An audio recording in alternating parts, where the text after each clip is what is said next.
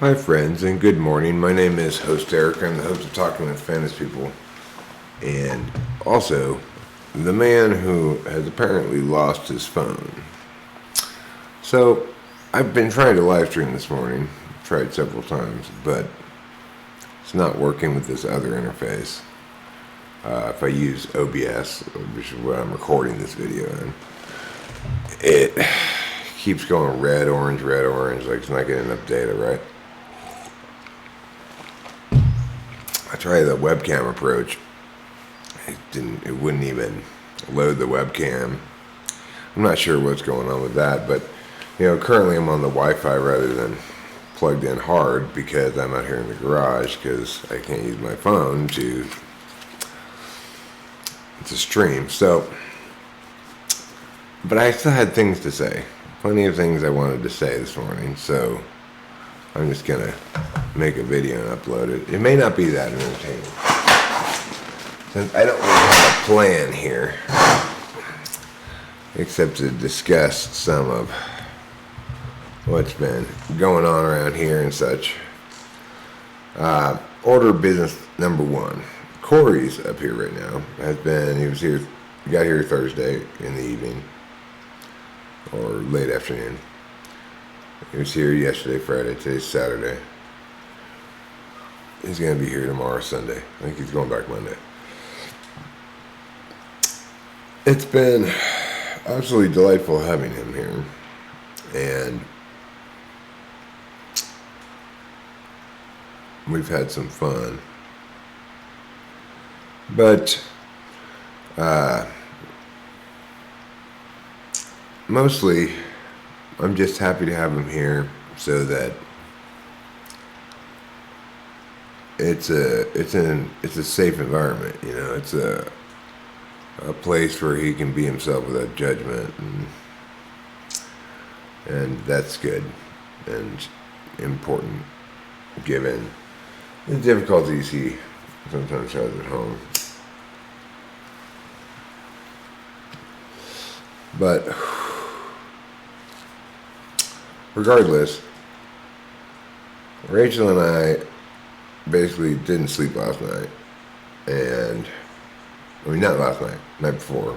Last night I got 6 solid hours though. I tried yesterday to take MDMA, but it turns out what we had was not MDMA. Having taken it before, I can assure you that it was not. Instead, there are these things that I call squiggle pills. Make you feel all squiggly. Anyway, and then after that didn't work yesterday, I dropped basically a half a hit of acid, and it didn't do much, but it did a little something. It was all moving around when I was going to bed, but it wasn't a big dramatic experience or anything. We got down a couple of fun things from the attic yesterday to play with. Commodore Amiga and a Heath Zenith Hero Jr. robot from way back in the time, You can see the robot right here.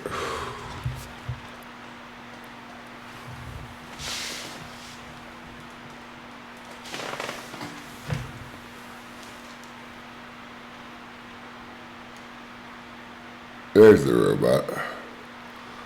It's got these cartridges to go with it. We can't figure out how to make it work yet, though. Songs, rhythm, rhymes, and phrases. RT1 Robobytes. RT1.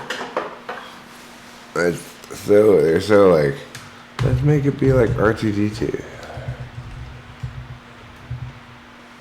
Anyway, we also got down a Commodore Amiga computer from 1991, which may or may not have been working. when we brought it downstairs. We got it plugged into the TV, but Corey was messing with it before we got it actually plugged in and everything, and he kind of dropped it on the table. He might have been the cause of the disk drive not working properly, or it might have already been like that. We have no way of knowing, so we just have to presume him innocent in this instance. Regardless, he's much more excited about an Amiga Commodore computer than I am. And I told him, well, you're welcome to have it, but we need to fix the disk drive. We've got a lot of disks for it, too.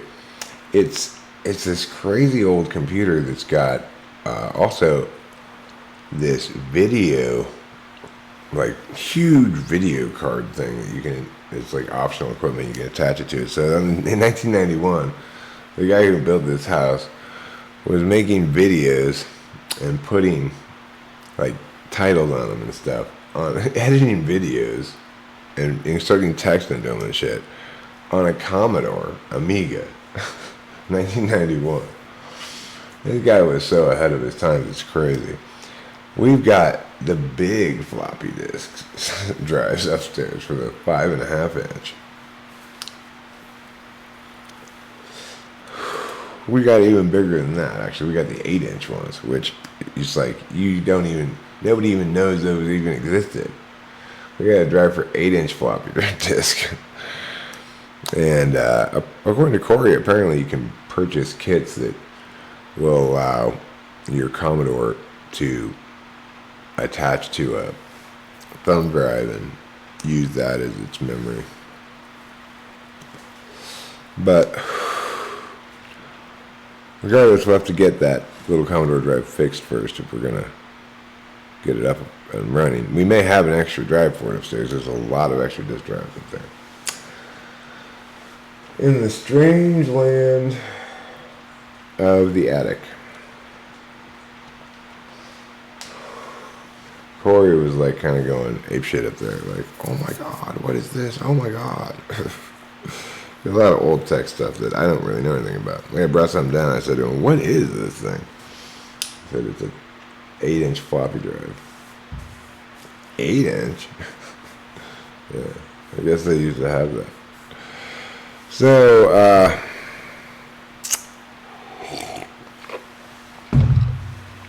Corey researches stuff a lot, reads a lot, watches a lot of videos on politics and trends and stuff like that.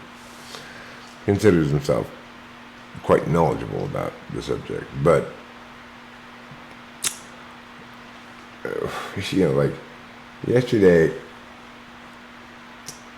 he was saying how the Unabomber's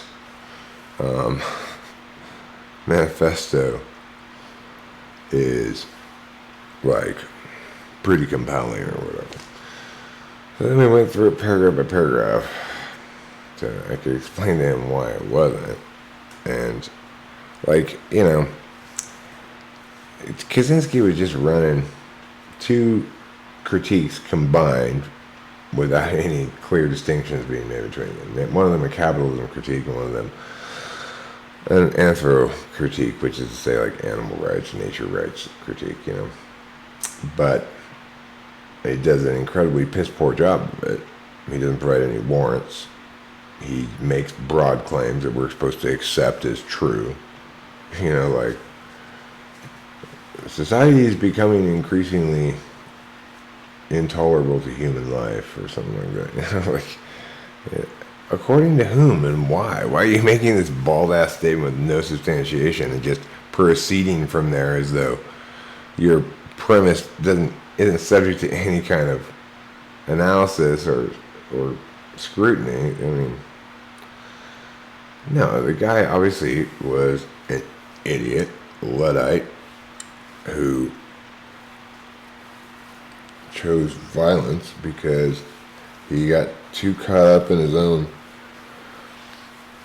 stew of unscrutinized ideas, When you have unscrutinized ideas, then they've not gone through the process of evaluation that needs to happen in order to ensure that the ideas withstand scrutiny, pass muster, and are actually convincing. Now, he'd have been very hard pressed to successfully advocate in favor of violence, but he only half-assedly mentioned that, as though any violence that were to emerge from his manifesto was already preordained. So the thing is, this is the trouble that I face all the time, is that somebody like Corey, who's a very smart guy, very capable, pretty damn good TE for TE Polar, but still a knower, right? There are certain things you need, certain kinds of language you need to know about, and certain kinds of language you need to deliberate about. Something like Ted Kaczynski's manifesto is something you need to deliberate about. And I was telling him, look, dude, if you don't want to hear what I'm saying is like why this is stupid and horrible and unsubstantiated garbage, then why don't I just pull up a good CAPK and a good Anthro-K and show you how they're done, Like if this guy had been smart, what he would have done. We didn't get around to it, but the point is, this is a challenge I have, is that Corey's a knower. He's intuiting from a bunch of available data, things about the world, the future, etc. And he can be scarily prescient regarding certain kinds of things, like his bitcoins and other like digital currencies investments early on were extremely wise, as were his NFT investments. I'd be well suited to follow his investment advice, but I may or may not. He's a smart guy,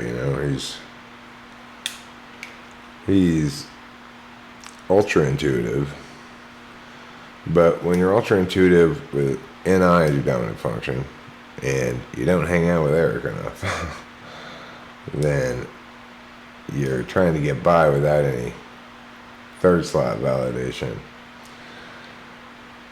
It's not like it gets validated at home for him, being fair, being correct, being, adhering to process integrity instead of results.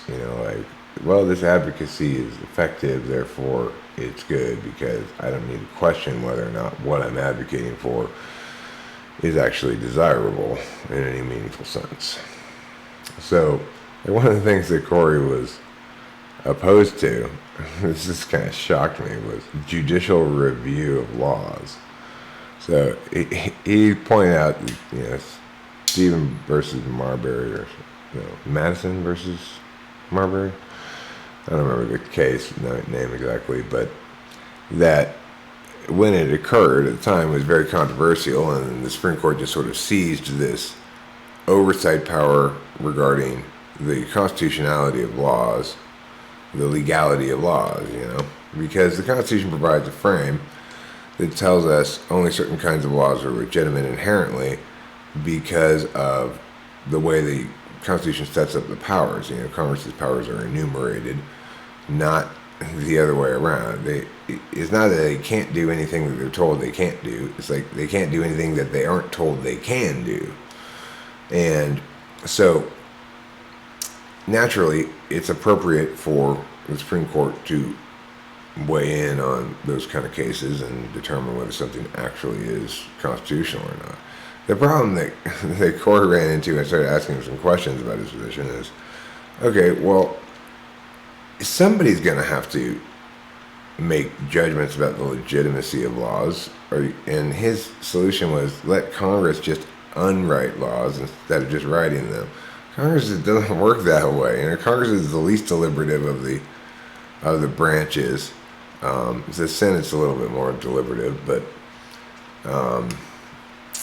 ultimately, congressional debate isn't debate at all. The kind of parsing you need to correctly determine whether something's constitutional or not can only be done in a court setting.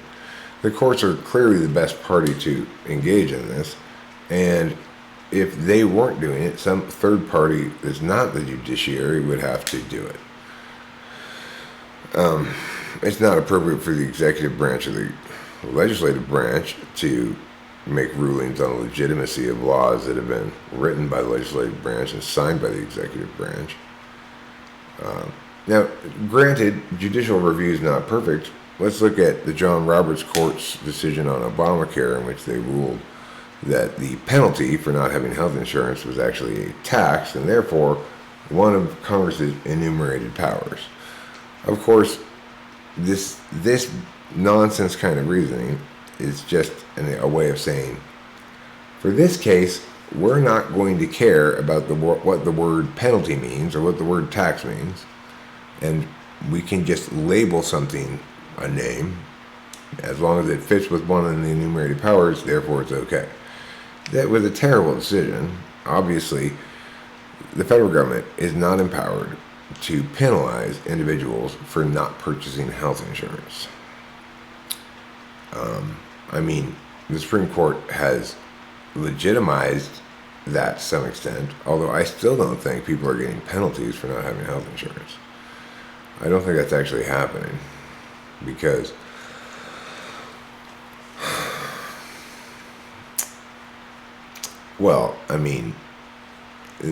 that Supreme Court ruling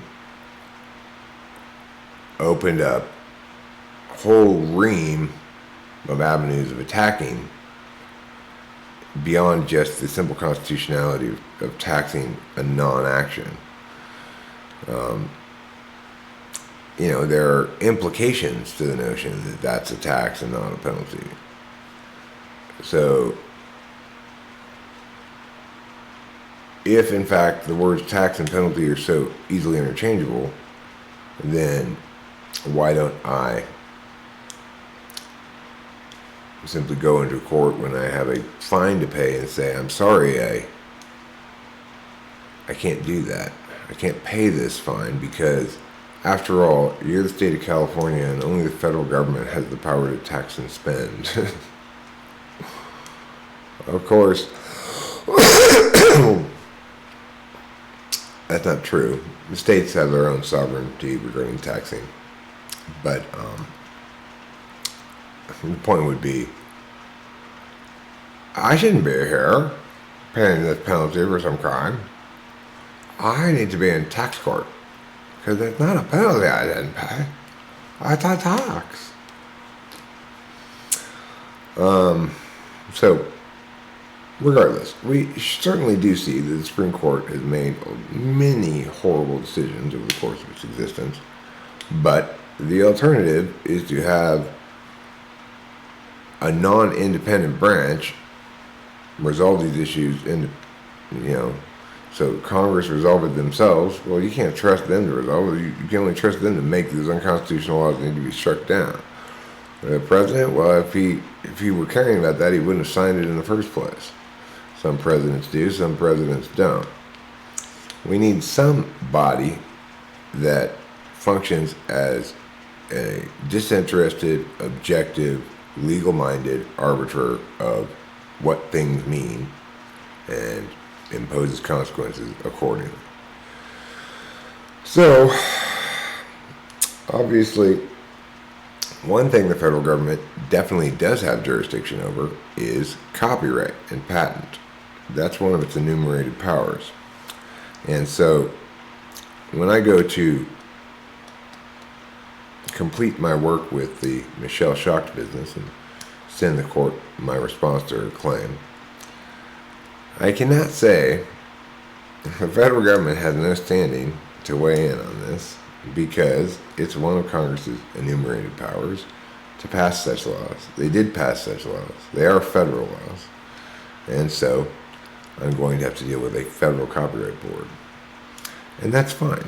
That's how it should be. we wouldn't want each state to have their own copyright laws, because that would make things impossible, right? As it is, it's challenging enough dealing with Europeans who have this warped and wrong notion of privacy rights that don't exist. Nobody has the right to be forgotten. Nobody has the right to have all of their information deleted from online, etc. Nobody has the right to have Eric not talk about them and critique their behavior. The only kind of speech that I might present regarding, say, Michelle Schock's aggressive enforcement over copyright would be if I were to incite others to download her music illegally or something like that, or encourage copyright violation, facilitate copyright violation willfully, something other than what I did, right? And most significantly, there's the issue of good or bad faith. When somebody says are they dealing in good faith or are they dealing in bad faith? Well, what it normally means is, what are some of the examples of things one does to show that one is dealing in good faith? Well, in this instance, it would have been something like, she could have asked me to take down the video that offends her, which is not the video, it's the description of the video. But she did not. She tried first to launch a bullying campaign against me with YouTube that failed. And then, because she really doesn't like that video, this is my speculation here, because she really doesn't like that video in which I say, let's cancel culture Michelle Schock for this. Again, she never even asked me to take it down. And she never sent me any kind of demand, like, if you don't pay me $, I will sue you. She just launched into the lawsuit without even attempting to see if she could get me to agree to anything. Secondly, we can tell whether somebody's operating in good or bad faith as to whether they do due diligence. The claims she's making are full of counterfactuals, such as, I have an internet archive channel that I use to direct traffic to my Talking with Famous People channel in order to get typing business, that I put up a video linking to her music on the internet archive because it was part of a scheme to generate business for my typing business, generate clients. These things are patently absurd, and even the most cursory examination of my channel will reveal them as counterfactual. So, establishing that she's been pursuing this litigation in bad faith is really just a matter of establishing that she's making claims about what she knows, but she clearly didn't do any research, because had she looked into me at all, she would have understood that the notion she's floating before the court is unsustainable, completely unsustainable. So, after all, she described me as being part of a scheme to use her music to get me typing clients. Even though, of course, there was only 147 videos on that, only 147 views on that when she ordered it taken down. This allowed her to issue takedown notices to the Internet Archive regarding her material, which, prior to my alerting her to its existence, she did not know was there, apparently. So, the actual harms or benefits regarding her copyright, she benefits from it, as that my drawing her attention to it via YouTube allowed her to avoid additional illegal downloads that may have been occurring from the Internet Archive. So, it's pretty clear when I read her claim that, in fact, she's suing me because she doesn't like what I said in the description of that one video, where I basically call her a bitch. And that she's not watched any of the videos that she claims comprise a pattern of harassment against her, because if she had, she would have discovered that there's no verbiage in there to support her claim. At that point, if she did due diligence and researched it, and at that point, despite the complete absence of substantiation for her claim and plenty of counter evidence indicating her claim is nonsense, if she then pursued that case anyway, well, that's operating in bad faith. And under those circumstances, the Copyright Board is empowered to award me my legal expenses. So that's what's going to happen when I get around to doing this, which I need to do pretty soon. We're like between 30 and 60 days, so I got to get on that. I think I'll register on their government website, and then just take it from there. So anyway, this is going on today, tomorrow, whatever. Later today, when Corey and Rachel get up, Corey wants to take us out to breakfast in Oakhurst so that he can also go look in a couple of thrift stores there for some like breathing equipment stuff that he thinks will help him sleep better and not have so much coughing and congestion and stuff.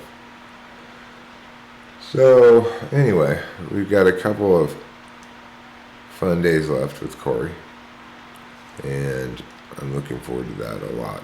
This has been a really gratifying experience having him come here, be with us, want to be here with us.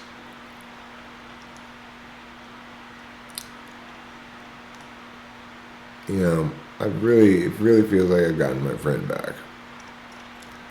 And that was very important to me. It's always been very important to me. It took a number of years for us to bridge a gap that had grown between us.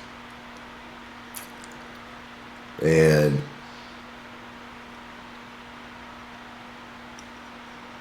much of that gap, I guess, can be attributed to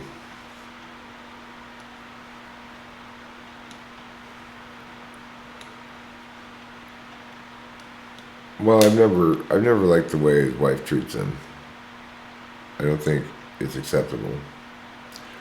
And I think he's been a good partner. You know, like, you side with your partner, not with your friend. It's the appropriate thing to do, normally. But when one party is being so abusive to the other, then as a friend, you can only tell them the truth and hope it doesn't push them away. But you can understand how it might. After all, nobody really wants some third party intervening in their marriage. Regardless, I'm really glad he's here, and I hope he finds the time he spends here recuperative and rebuilding of his ontological strength. Criticism kills love. It's a very true statement. If you're trying to fix your partner all the time, if you're trying to tell them what's wrong with them so they can be more like what you want them to be, you should leave them. You do not deserve to be with them. Because if you do not love them as they are and want them as they are, but are continually expecting them to grow and change to meet your expectations of who they should be, then they're not the right person for you. I can imagine plenty of relationships that I could be in which I'd be biting my tongue to avoid criticizing my partner because I don't approve of the way they're doing something. That doesn't ever happen with me and Rachel. We're on the same page fundamentally about our priorities and values, and we're both practiced good relationship partners. Neither of us have anything like borderline personality disorder or abuse problems stemming from childhood abuse. When you have problems stemming from childhood abuse, it's almost impossible for that person to really heal and become okay. Not completely impossible, but that destroyed trust that occurs when a child is abused during that formative time when their SI is establishing their expectations of the basics of reality. They hard print onto their map that individuals who are most important to them will betray them. And they never unlearn that. It's too deeply embedded in their souls because they picked up that message so definitively and concretely at such a young age. So, we might love people with borderline personality disorder, and we might have good cause to love them. For everybody except those people who are most important to the BPD person, like their spouse, for example. The BPD person is generally perceived as treating people well, being likable, being very helpful, etc. In other words, thriving in terms of others' perceptions in non-intimate environments. But because they never learned to trust people with distance from them either, but it doesn't matter as much, because if a stranger betrays your trust, well, you may have afforded it a little too easily, but you can't really bust your chops because you got to give people the benefit of the doubt most of the time, and most of the time you'll be rewarded for doing so, but occasionally you'll encounter a scumbag. So, last thing I want to say in this video, there's this psychology game. I forget what it's called exactly, but it's maybe something like Robber's Cave or something. And in this game, they take two individuals, they use real money, and they have them engage in a series of deals remotely from each other. So they can only communicate occasionally, right? And they can only communicate certain kinds of things. And the point of the game is, if you work cooperatively together, you both make money.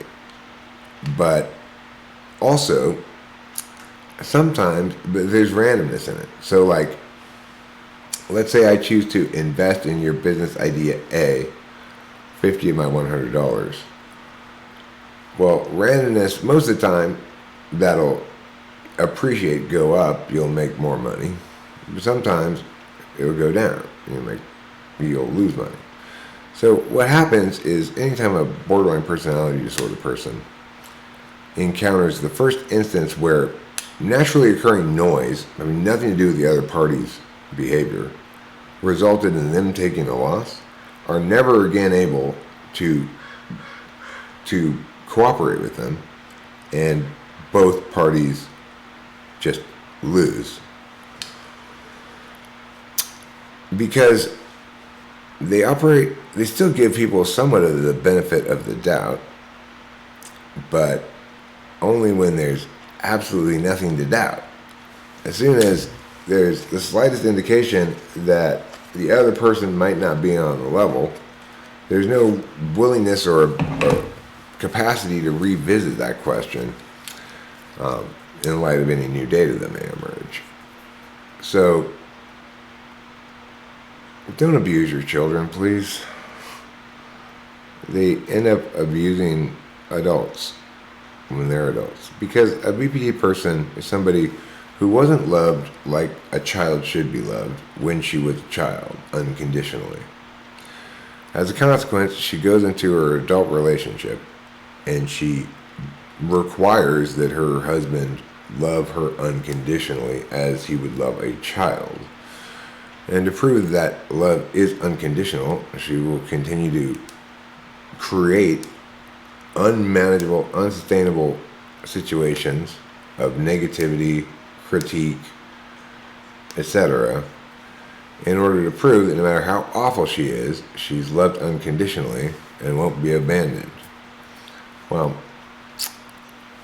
my point is, it doesn't matter at all whose fault it is, but I will objectively, correctly describe the situation as BPD person abusing non-BPD person.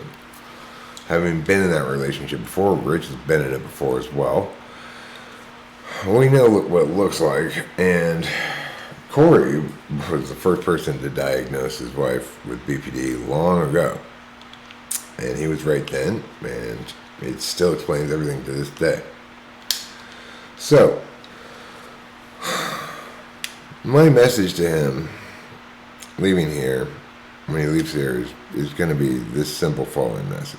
When you go home, you need to tell your wife, being with you hurts me all the time, so I have to go. And it doesn't matter whether it's my fault that you hurt me or not. Because of course that's what she's going to say. If you just meh meh meh, I wouldn't have to meh meh meh, right? That's just straight up BPD nonsense. Obviously, every individual should be empowered in their relationships to do as they see fit and not to try to be compelled into being somebody they're not.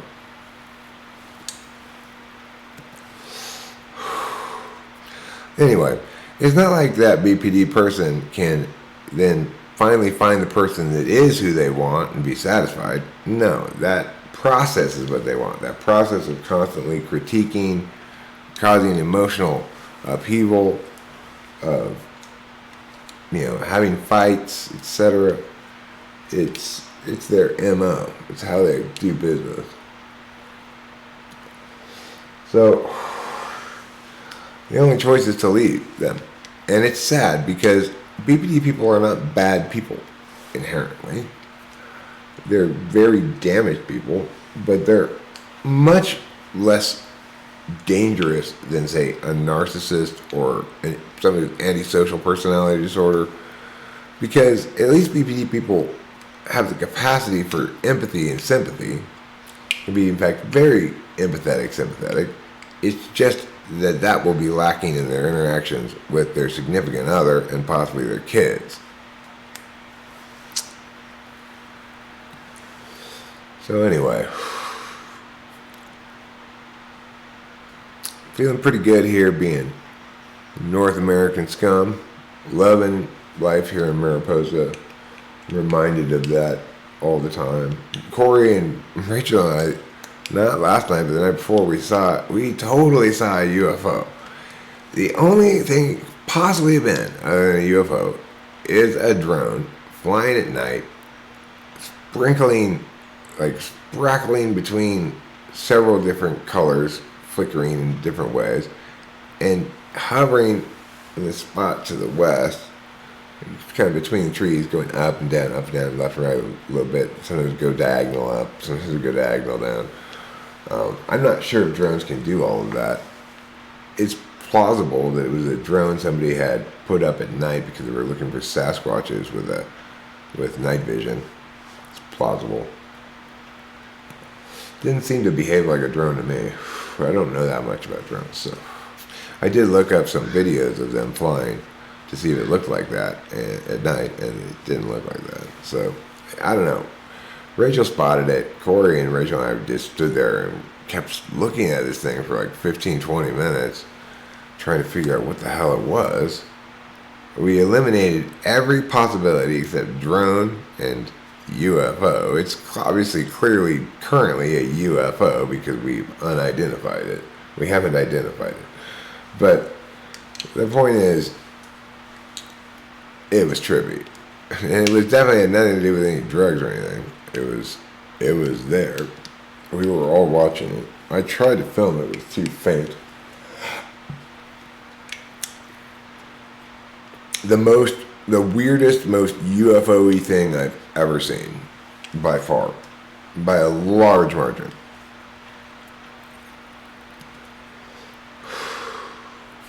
So, who knows what that weird weirdly moving light in the sky was. It would also like it's hard to tell distance and size and stuff, but you see like planes fly underneath it occasionally. And like one time a plane came, it's just like sitting right here. A plane came this way, and it starts going like this, and it comes over here, and the plane goes away, and then it comes back over here, and then another plane comes and it gets out of, like it moves away from the plane again, even though how close could that plane have been to that thing? Because we don't know, because we don't know how far away that thing is. They're just approximately in the same spot on the horizon, you know. We saw plenty of planes flying by that night. None of them behaving remotely like the UFO was. So, who knows what that was, but maybe it was a UFO.